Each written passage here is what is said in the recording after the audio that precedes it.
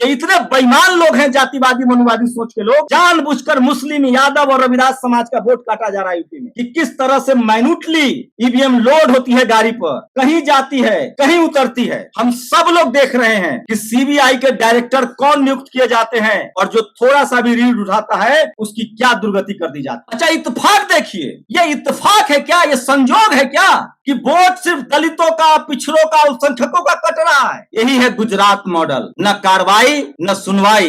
ये चुनाव आयोग भ्रष्टाचार में लिप्त है। ये जो एसआईआर के बहाने जो बिहार में खेल होना था, अरे साहब आप बहुत नासमझ हैं। या आपने पूरे देश को गुजरात मॉडल करने की ठान ली है, बिहार में नहीं कर पाएंगे, क्योंकि बिहार के हर घर में एक बुद्ध, एक फुले और एक पेरियार और एक अम्बेडकर को मानने वाला बैठा है। न वो आपके जेल से डरता है, न आपके धमकियों से डरता है, और राजनीति और लोकतंत्र तो हमारे नस नस में है। आप डरा लेंगे। आप चुनाव आयोग है, आप ईमानदारी का ढोल पीटते हैं। ये चोर पकड़ा गया कैमरे पर चंडीगढ़ में, सुप्रीम कोर्ट में ऐसे लगा जैसे उनको बख्शीश दी गई है। इस देश का कोई दलित पिछड़ा प्रधानमंत्री हो जाए, ये चुनाव आयोग उसकी खाल खींच लेगा। लेकिन आज चारों तरफ सन्नाटा है, और आज आरएसएस को सत्ता में लाना है तो ये क्या कुकर्म नहीं कर रहे हैं, कौन नहीं जानता है, किससे छुपा हुआ है। अब आखिर इस सरकार ने ऐसा प्रावधान क्यों किया कि चुनाव आयोग पर कोई कार्रवाई ही नहीं हो सकती है, न उनके जीते जी न उनके रिटायरमेंट के बाद। ये वोट की चोरी क्यों हो रही है कि कोई लालू यादव फिर से सत्ता में ना आ जाए, कोई मायावती फिर से सत्ता में ना आ जाए। लोकतंत्र तो तब भी रहने देंगे ये, लेकिन कोई दलित पिछड़ा नजर नहीं आएगा, और वो अगर आएगा भी तो उस पर आरएसएस का ठप्पा लगा होना चाहिए, जो घोर सांप्रदायिक हो। बहुत बहुत शुक्रिया। बहुत ही जो मतलब जटिल लड़ाई थी सुप्रीम कोर्ट में, और योगेंद्र यादव ने एक वकील के तौर पर जिस तरह से दलीलें दी, और हम लोगों ने सबने सोशल मीडिया पर देखा है, और जज साहब भी अप्रिशिएट कर रहे थे, और वो हमारे बीच हैं। और इन सबके सूत्रधार लालटून बाबू का बहुत बहुत धन्यवाद करता है ये समाज, प्रेरणा संस्थान का धन्यवाद करता है, और योगेंद्र यादव जी का बुद्ध की धरती, मगध की धरती पर स्वागत है, लोकतंत्र की धरती पर बहुत बहुत स्वागत है। और आपने लोकतंत्र जहां से शुरू हुई थी, वहां पर लोकतंत्र जब खतरे में था तो आपने एक गंभीर लड़ाई लड़ी, उसके लिए भी हम लोग आपका शुक्रगुजार हैं। सामाजिक न्याय, सोशल जस्टिस के लिए अपनी नौकरी तक गवा देने वाले लक्ष्मण यादव हमारे साथ हैं। हम लोग उनको कहते थे कि बड़ा खतरा ले रहे हैं आप, मैं तो पेशेवर पत्रकार हूं, मेरा तो काम है, लेकिन इस वक्त में जब नौकरी बचाने के लिए लोग क्या क्या करते हैं, आप बड़ा खतरा उठा रहे। उन्होंने उठाया, और ऐसी हजारों नौकरियां कुर्बान करने की हम लोग को प्रेरणा दी है। तो लक्ष्मण जी का भी स्वागत है। और बाबा साहब ने जो 1956 में सपना देखा बुद्धमय भारत का, जब भारत सोने की चिड़िया थी, तक्षशिला, नालंदा, विक्रमशिला जैसी यूनिवर्सिटियां थी, सचमुच भारत विश्व गुरु था जब बुद्ध दुनिया में विश्व गुरु के रूप में प्रचारित हुए। और ऐसे ही हमारी जो साथी हैं अंजू बौद्ध जी, चूंकि हम लोग उनको मिशनरी बहन कहते हैं तो नाम कभी पूछा नहीं, जहन में भी नहीं रहता है, तो मिशनरी बौद्ध जी जो लगातार विकट परिस्थितियों में भी हम सबके साथ खड़े हैं। मैं ज्यादा समय भी नहीं लूंगा, मुश्किल से 5 मिनट 10 मिनट, क्योंकि हम सब लोग योगेंद्र यादव को सुनना चाहते हैं, लक्ष्मण यादव को सुनना चाहते हैं।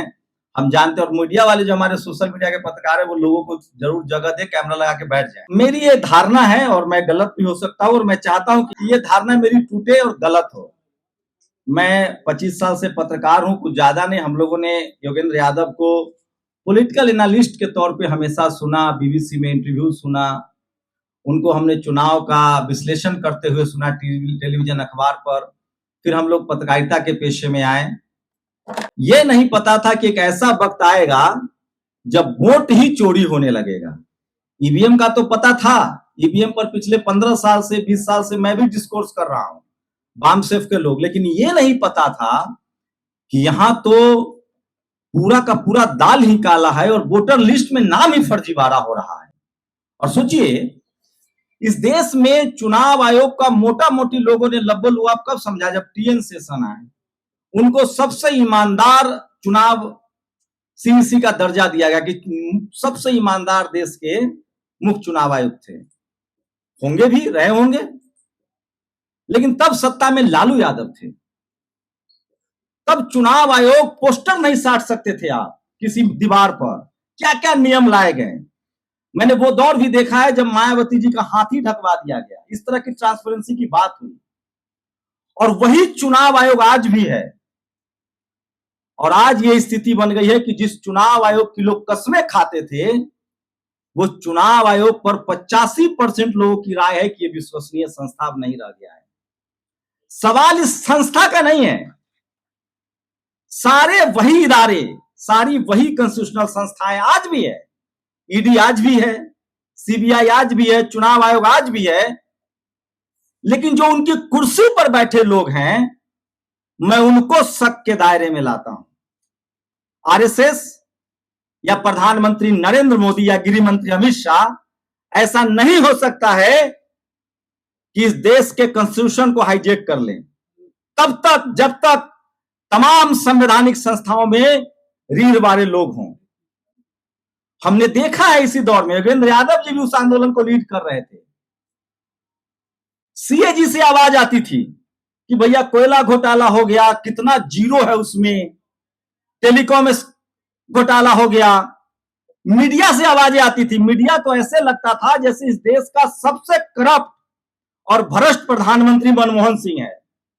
उन्होंने कहा था कि मेरे न रहने के बाद इतिहास हमको याद करेगा। आज सब कुछ दूध का दूध और पानी का पानी है। सबसे ईमानदार प्रधानमंत्री को इस मनुवादी व्यवस्था ने सबसे भ्रष्ट प्रधानमंत्री कहा। आप लोग नहीं इत्तेफाक रखेंगे, लेकिन मैं फिर कह रहा हूं, यह जाति प्रधान देश है। और इस देश में जब तक डाइवर्सिटी नहीं होगी, चाहे वो चुनाव आयोग हो, चाहे इनकम टैक्स हो, चाहे ईडी हो, चाहे ब्यूरोक्रेसी हो, चाहे जुडिशियरी हो, चाहे मीडिया हो, जब तक जाति वाइज डाइवर्सिटी नहीं होगी, तब तक इस देश के 90% लोगों का अब तक नौकरियां चोरी हो रही थी, उनका मान सम्मान चोरी हो रहा था, वो एफआईआर नहीं करा सकते थे। और अब अंतिम हथियार बाबा साहेब का जो वोट का अधिकार है, वो भी चोरी हो रहा है। और इसके पीछे सबसे जो बड़ी बात है, वो है जातिवादी कुव्यवस्था, मनुवादी कुव्यवस्था। आज यह स्थिति हो गई है, हम सब लोग देख रहे हैं कि सीबीआई के डायरेक्टर कौन नियुक्त किए जाते हैं, और जो थोड़ा सा भी रीढ़ उठाता है उसकी क्या दुर्गति कर दी जाती है। हम सबने देखा चुनाव आयोग के पूर्व चुनाव आयुक्त को कैसे नौकरी से रिजाइन करके भागना पड़ा। आखिर इस सरकार ने ऐसा प्रावधान क्यों किया कि चुनाव आयोग पर कोई कार्रवाई ही नहीं हो सकती है, ना उनके जीते जी, ना उनके रिटायरमेंट के बाद। यही है गुजरात मॉडल। लोग बहुत हिचक रखते हैं, बहुत महीन तरीके से बात करते हैं। मैं बहुत मोटा आदमी हूं, मैं गांव समाज का आदमी हूं। मैंने गांव समाज से उठ के जेएनयू तक का सफर किया है और हर कदम पर जातिवाद देखा है। अरे जिस देश में एक चपरासी की नौकरी देने में लोग बेईमानी कर रहे हैं, उस देश में, इस देश के दलित, पिछड़े, किसान, आदिवासी, अल्पसंख्यक को वो चीफ मिनिस्टर बनने देंगे? वो प्रधानमंत्री बनने देंगे? आपको नहीं बनने देंगे। ये वोट की चोरी क्यों हो रही है कि कोई लालू यादव फिर से सत्ता में ना आ जाए, कोई मायावती फिर से सत्ता में ना आ जाए, कोई मुलायम सिंह यादव सत्ता में ना आ जाए। लोकतंत्र तो तब भी रहने देंगे ये, लेकिन कोई दलित, पिछड़ा नजर नहीं आएगा। और वो अगर आएगा भी तो उस पर आरएसएस का ठप्पा लगा होना चाहिए।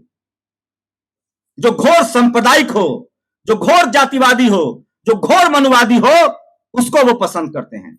वो नहीं पसंद करते इस देश के 90% लोगों को। वो नहीं चाहते हैं कि आप इस देश में वोट के दम पर सीएम और पीएम बने। नहीं तो यही चुनाव आयोग था ना। क्या नहीं किया गया इस चुनाव आयोग को? हम लोगों ने टीएन शेषन को सबसे चुनाव आयोग ईमानदार माना, और सत्ता में चूंकि लालू यादव थे, लालू यादव को हटाना था। और आज आरएसएस को सत्ता में लाना है, तो ये क्या कुकर्म नहीं कर रहे हैं? कौन नहीं जानता है? किससे छुपा हुआ है अब कि वोटर लिस्ट में किसका नाम काटा जा रहा है? योगेंद्र जी, पिछले विधानसभा का चुनाव हो रहा था। मैं फॉर्चुनेट हूं कि मैं बीकर सेक्शन की बात करता हूं। हमारे लोग गरीब हैं, लाचार हैं, बेबस हैं। दर्जनों बीएलओ के अधिकारी ने हमें फोन किया कि सर जानबूझकर मुस्लिम, यादव और रविदास समाज का वोट काटा जा रहा है यूपी में। वहीं से एक ड्रामा शुरू हुआ। हम लोगों ने जगह जगह बोला, लेकिन हम किसी को कोट नहीं कर सकते थे, क्योंकि गरीब लोग हैं, उनका रोजी रोटी का सवाल है। दर्जनों पैरामिलिट्री के फोर्सेज ने कहा कि किस तरह से माइन्यूटली ईवीएम लोड होती है गाड़ी पर, कहीं जाती है, कहीं उतरती है। अरे जो लोग एक चपरासी की नौकरी नहीं देना चाहते हैं, वो किसी को चीफ मिनिस्टर बनने देंगे? ये सब कुछ इस देश में बाबा साहब के संविधान लागू होने के बाद जो दलित पिछड़ा संसद में, विधानसभा में दलित, पिछड़ा, आदिवासी, अल्पसंख्यक समाज के लोग 50% उनकी आबादी हो गई है और वो उनको अखर रहा है कि 10% लोगों के साथ जो 10% लोगों का वर्चस्व था, ये इतने बेईमान लोग हैं, जातिवादी मनुवादी सोच के लोग, वो किसी भी पद पर हो सकते हैं, वो किसी भी संस्थान में हो सकते हैं, वो मीडिया में है, वो जुडिशियरी में है, वो ब्यूरोक्रेसी में है, वो कॉलेज यूनिवर्सिटी में है। ये चोर पकड़ा गया कैमरे पर चंडीगढ़ में। आप चुनाव आयोग है, आप ईमानदारी का ढोल पीटते हैं। एक चोर पकड़ा गया, सुप्रीम कोर्ट में ऐसे लगा जैसे उनको बख्शीश दी गई है कि नहीं, चोरी तो हुआ है, रद्द कर देते हैं, लेकिन उसको कुछ नहीं करेंगे। क्यों? यह सुप्रीम कोर्ट का काम था। और वही chief justice, retired chief justice, आज मीडिया में आके न जाने क्या क्या बोल रहे हैं। इस देश में लोकतंत्र तब मजबूत हुआ जब कोई लालू यादव, मुलायम सिंह यादव, मायावती जैसे लोग सत्ता में आए। इस देश में लोकतंत्र तब मजबूत होगा जब चपरासी से लेकर चीफ जस्टिस तक भागीदारी होगी। मीडिया हो, जुडिशियरी हो, कॉलेज यूनिवर्सिटी हो, ब्यूरोक्रेसी हो, बिजनेस हो। आप कल्पना कीजिए, इस देश का कोई दलित पिछड़ा प्रधानमंत्री हो जाए, ये चुनाव आयोग उसकी खाल खींच लेगा। ये मीडिया, टीवी, अखबार वाले उसकी खाल खींच लेंगे।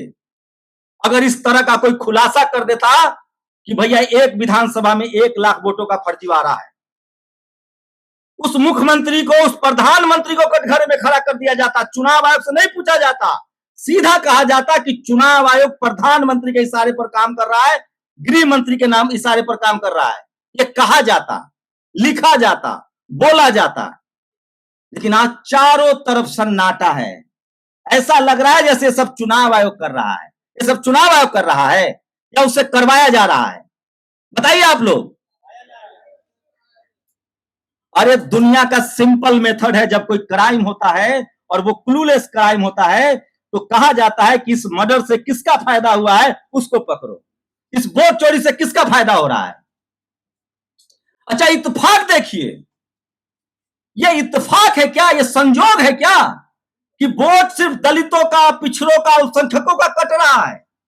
अभी भी 68 लाख वोट काट दिए गए, 68 लाख, 21 लाख ऐड कर दिए गए। आप देखिए किस समाज का वोट कटा है, किस जाति का वोट कटा है, किस धर्म का वोट कटा है। आपके आंखों से सारा पर्दा हट जाएगा। यही है गुजरात मॉडल, न कार्रवाई न सुनवाई। शुक्रिया योगेंद्र यादव जी कि आपने इस देश के लोगों का आंख नहीं खोला है। आपने इस देश में जो इंस्टीट्यूशन, जो संवैधानिक संस्था में सबसे सर्वोच्च है सुप्रीम कोर्ट में, आपने उसमें साबित कर दिया कि ये चुनाव आयोग भ्रष्टाचार में लिप्त है। कोर्ट कोई फैसला दे न दे, इस देश का दलित, पिछड़ा, किसान, आदिवासी, अल्पसंख्यक मनुवाद, जातिवाद से पीड़ित है और हम लोगों ने अपने अधिकार के खिलाफ सारे फैसले हाई कोर्ट और सुप्रीम कोर्ट से ही आते हुए देखे हैं। लेकिन हम लोकतंत्र को मानने वाले हैं, हम संविधान को मानने वाले लोग हैं। हम लोग वोट से और कलम से और बाबा साहेब फुले पेरियार अंबेडकर के विचारों का बदलाव चाहते हैं, इसलिए हम लोग उसको मानते आए हैं, मानते रहेंगे, इस फैसले को भी मानते रहेंगे। लेकिन एक बात तो देख लीजिए, कर लीजिए, 21वीं सदी बाबा साहेब की सदी होगी, 21वीं सदी सामाजिक न्याय की सदी होगी, क्योंकि इस देश का हर यादव, कुर्मी, कुशवाहा, दलित, पिछड़ा, अति पिछड़ा कॉलेज यूनिवर्सिटी पहुंच गया है। और शुक्रिया मनाइए कि ये टीवी अखबार वालों का दौर भी खत्म हो रहा है और ऐसे हजारों सैकड़ों मोबाइल घूम रहे हैं और लोग समझ रहे हैं। ये जो SIR के बहाने जो बिहार में खेल होना था, अरे साहब आप बहुत नासमझ हैं, या आपने पूरे देश को गुजरात मॉडल करने की ठान ली है, बिहार में नहीं कर पाएंगे, क्योंकि बिहार के हर घर में एक बुद्ध, एक फुले और एक पेरियार और एक अंबेडकर को मानने वाला बैठा है। न वो आपके जेल से डरता है, न आपके धमकियों से डरता है, और राजनीति और लोकतंत्र तो हमारे नस नस में है। इसी प्राचीन गणतंत्र की लिखी वैशाली से लोकतंत्र की शुरुआत हुई है। आप डरा लेंगे। और जब 2014 में आप नहीं आ पाए, 15 हार गए, जब 2019 में जीत के 2020 हार गए, तो ये तो 2025 का चुनाव है। जनता हिसाब देगी, सरकार से भी हिसाब पूछेगी, केंद्र सरकार से, और चुनाव आयोग से भी हिसाब पूछेगी। डरने घबराने की जरूरत नहीं है। बस जरूरत इस बात की है कि हमें संविधान के दायरे में रहकर संवैधानिक मूल्यों का सम्मान करते हुए, ऐसे लाखों हजारों चोरी को बर्दाश्त करते हुए संविधान को बनाए रखना है। और जब तक योगेंद्र यादव जैसे लोग हैं, तब तक हमें नाउम्मीद नहीं होना है। बस मैं कहना उन लोगों को चाहता हूं कि आपने 1000 साल से जातिवाद के नाम पर जो देश को कमजोर किया है, जो अपने ही देश के नागरिक को जाति और धर्म के नाम पर आप लूट रहे हैं, आप मुट्ठी भर लोग लोकतंत्र को जब खत्म कर देंगे, तो कल कोई चाय वाले का बेटा प्रधानमंत्री नहीं बन पाएगा। इसीलिए लोकतंत्र बचाइए। और ये तमाम संवैधानिक संस्थाओं पर जो लोग हैं, उनके लिए वार्निंग है।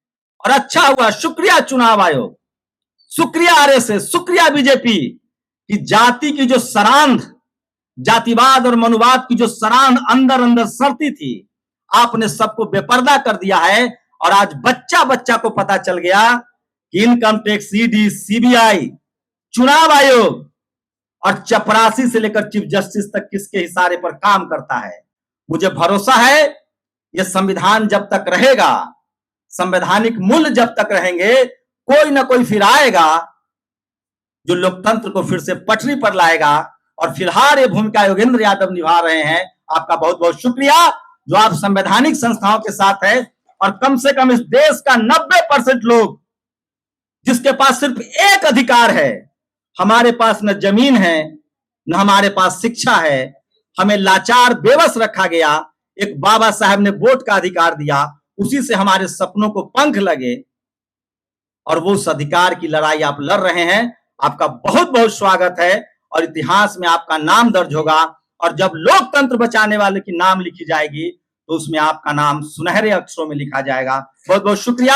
आप आए, अपना वक्तव्य दें, हम लोग आपको सुनेंगे। फिर से बहुत बहुत शुक्रिया। नेशनल दस्तक की आपसे गुजारिश है कि अगर इसको बचाना चाहते हैं तो नेशनल दस्तक को सब्सक्राइब करने के लिए रेड कलर के सब्सक्राइब बटन को दबाएं, फिर बेल आइकन की घंटी दबाएं।